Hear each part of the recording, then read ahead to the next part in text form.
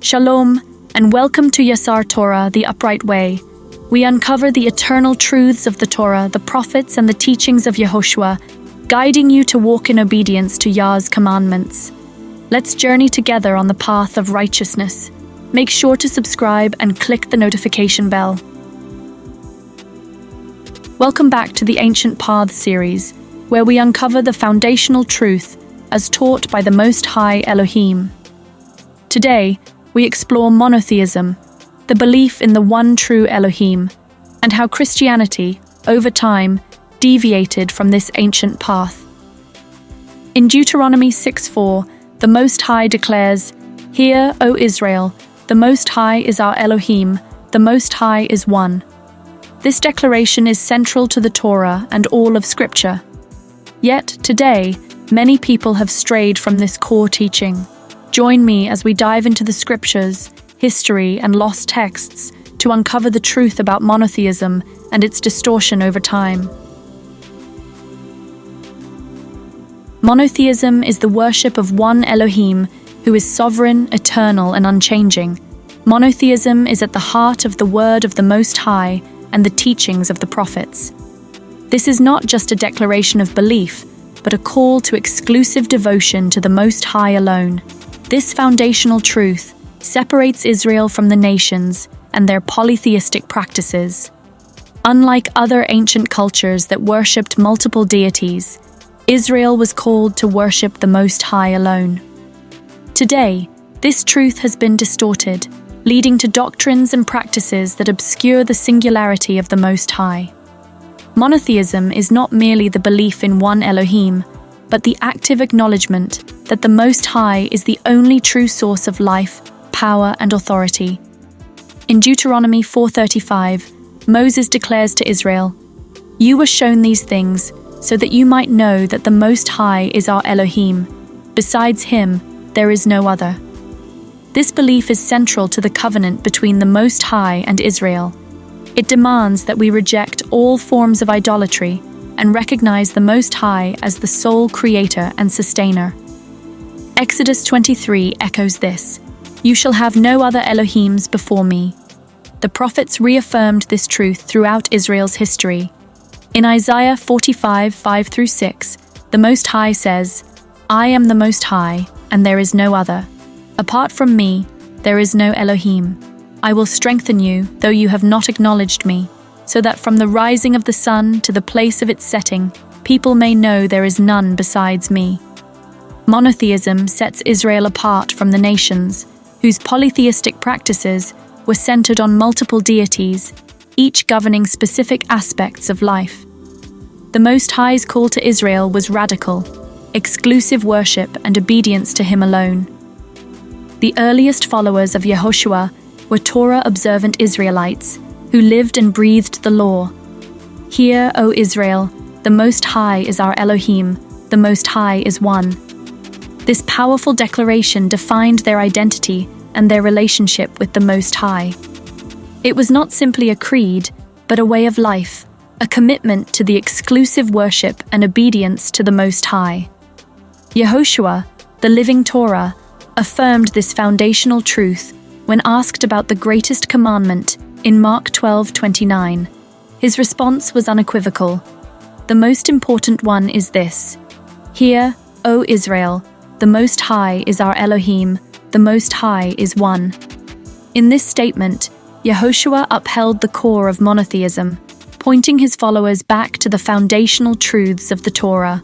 However, as the message of Yehoshua spread beyond Israel to the Gentile world, significant changes began to occur. The truth, once rooted in the Torah and the prophets, was now engaging with cultures steeped in Greco-Roman philosophies. These societies were polytheistic at heart, worshipping a pantheon of gods and embracing philosophical concepts that often clashed with the purity of the Torah's monotheistic teachings. As Gentiles entered the faith, many brought with them their own ideas, which began to influence the original message of Yehoshua and the apostles. Over time, these cultural influences diluted the pure monotheism that Yehoshua and his earliest followers had proclaimed. One of the most significant changes occurred in 325 CE at the Council of Nicaea, convened under Emperor Constantine. This was a turning point where the concept of the Trinity, a triune Godhead, was developed and formalized. The doctrine presented the Most High as three persons: Father, Son, and Holy Spirit. This idea was heavily influenced by Greek philosophical notions of metaphysics and Roman political motives to unify the empire under one state religion. This marked a dramatic departure from the monotheism of the Torah. Scriptures such as John 1:1 were reinterpreted to support this new doctrine. For example, the verse states, "In the beginning was the Word, and the Word was with the Most High, and the Word was Elohim," to mean his nature or character. This profound statement, when read within its Hebraic context, speaks to the Most High's creative power and wisdom embodied in his word. However, in the hands of Greek-influenced theologians, it was twisted to suggest that Yehoshua was co-equal with the Father as part of a triune deity. These reinterpreted doctrines created confusion about the Most High's identity and nature. Yehoshua never claimed equality with the Most High. Instead, he consistently pointed people back to the Father. In John 17:3, Yehoshua said, "Now this is eternal life, that they know you, the only true Elohim and the sent one." His role was not to replace the Most High, but to guide people back to him through obedience to his commandments. Yehoshua's mission was to clarify and complete the law, not abolish it. In Matthew 5:17-19, he declared, "Do not think that I have come to abolish the law or the prophets. I have not come to abolish them, but to complete them." By teaching the deeper spiritual meaning of the law, Yehoshua showed that true worship begins in the heart and is directed solely to the Most High. Yehoshua's life and message were centered on monotheism, proclaiming the Most High as the one and only God. Christianity's shift from the monotheism of the Torah to the doctrine of the Trinity reflects a blending of scriptural truths with pagan philosophies. The result has been centuries of confusion and division, as many have strayed from the clear teachings of Yehoshua and the prophets. By introducing a triune deity, Christianity moved away from the word of the Most High, the very foundation of Israel's truth. The Most High is one. This blending has also led to practices and traditions that are foreign to the Torah, such as the veneration of saints and icons, and the celebration of festivals rooted in paganism rather than the holy days established by the Most High.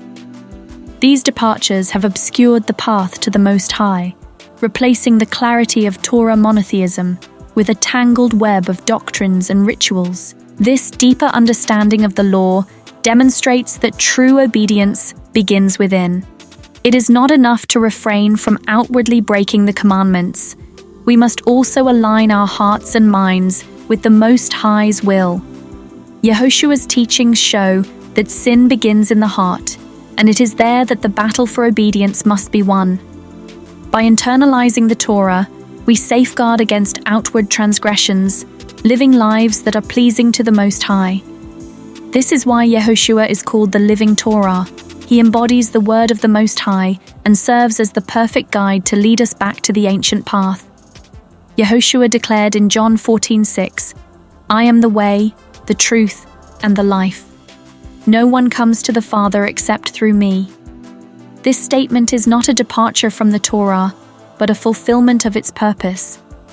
As the living Torah, Yehoshua shows us the way to the Most High, the truth of his commandments, and the life that comes from walking in obedience.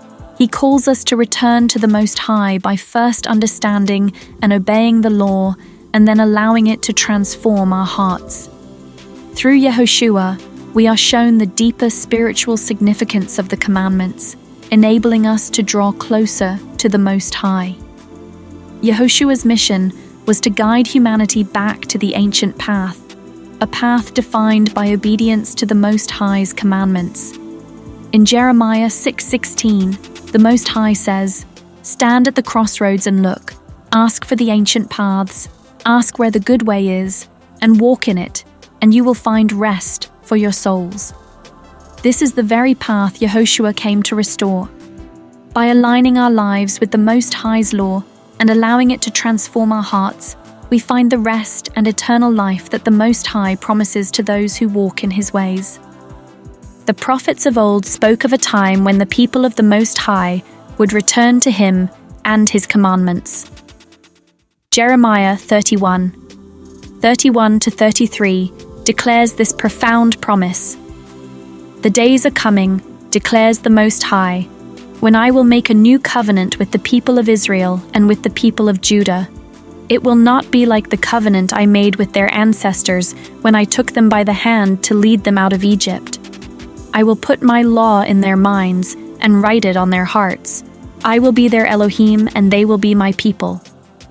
This was not a new doctrine, but a restoration, a renewal of the covenant that binds us to the Most High and His divine instructions. Ezekiel echoes this promise in chapter 36, verses 26 and 27. "I will give you a new heart and put a new spirit in you.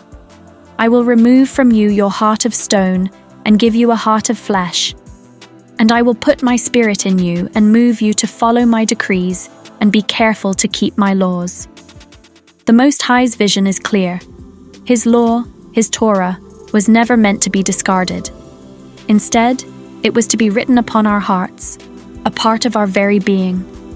The Spirit of truth empowers us to walk in obedience, transforming us into His holy and chosen people. This is not about legalism or empty rituals, but about a life wholly dedicated to the Most High. Psalm 119, 1-2 proclaims, "Blessed are those whose ways are blameless, who walk according to the law of the Most High. Blessed are those who keep His statutes and seek Him with all their heart." The path of blessing and righteousness has always been tied to the Torah, the very foundation of the covenant. It is through obedience to the Most High's commandments that we demonstrate our love and devotion to Him. Yet, over time, false doctrines crept into the faith, distorting the true worship of the Most High. Traditions of men replaced His commandments, and the ancient path became obscured. The call to restore the ancient path is not just a call to obedience, it is a call to reject the errors that have led many astray. Isaiah 8:20 reminds us, "To the law and to the testimony. If they do not speak according to this word, they have no light of dawn." The Torah is the foundation of truth, and walking in it is the only way to reflect the light of the Most High. The renewed covenant, spoken of by Jeremiah and Ezekiel, calls us back to this ancient path. It is a covenant of love, obedience, and intimacy with the Creator. In John 14:15, Yehoshua says, "If you love me, keep my commandments." And in Matthew 5:17, He emphasizes, "Do not think that I have come to abolish the law or the prophets. I have not come to abolish them, but to fulfill them." To fulfill is not to end, but to bring to full understanding. Yehoshua taught that true obedience begins in the heart. It is not merely about external actions, but also about internal transformation. Walking in obedience to the Most High's law is not burdensome, but liberating. It frees us from sin, which, as 1 John 3:4 tells us, is the breaking of the law. The Spirit of truth, given to us through the renewed covenant, guides us into all truth, ensuring that the law is not just written on tablets of stone, but on the tablets of our hearts. The ancient path calls us to make a choice. Will we follow the traditions of men, which lead to lawlessness, or will we return to the commandments of the Most High? Revelation 14:12 describes the remnant as those who keep the commandments of the Most High and hold to the testimony of Yehoshua. This is the true message of the renewed covenant, to walk in the way of the Most High, obeying His commandments and holding fast to the truth of His word. Restoring the ancient path requires us to honor the Sabbath, the sign between the Most High and His people. Ezekiel 20:12. It means rejecting idolatry, lawlessness, and false doctrines. It means walking in the footsteps of Yehoshua, who perfectly kept the Torah and taught us to do the same. The prophets spoke of a time when the Most High's people would return to Him. That time is now. Let us restore the ancient path, walk in His commandments, and live as a holy, set-apart people. As Yehoshua said in John 17:3, "This is eternal life, that they may know you, the only true Elohim, and Yehoshua whom you have sent."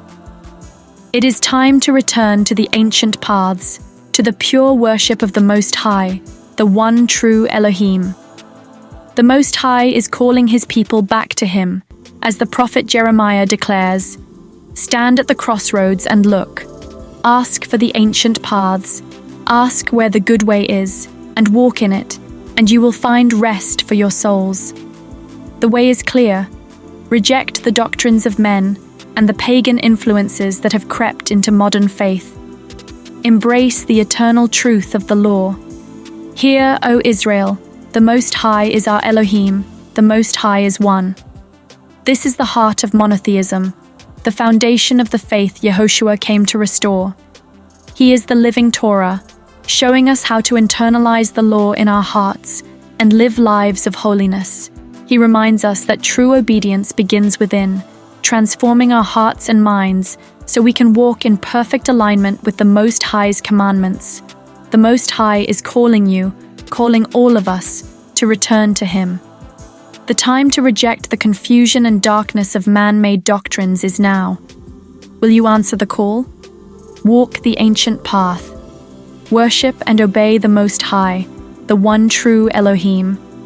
Follow the teachings of Yehoshua, the Word made flesh, who guides us to eternal life through perfect obedience. Together, let us embrace the truth, reject falsehood, and return to the Most High with all our hearts, minds, and souls. Thank you for joining me in this teaching. Share this message with others seeking the truth, and let us walk this ancient path of monotheism together. Until next time, Shalom.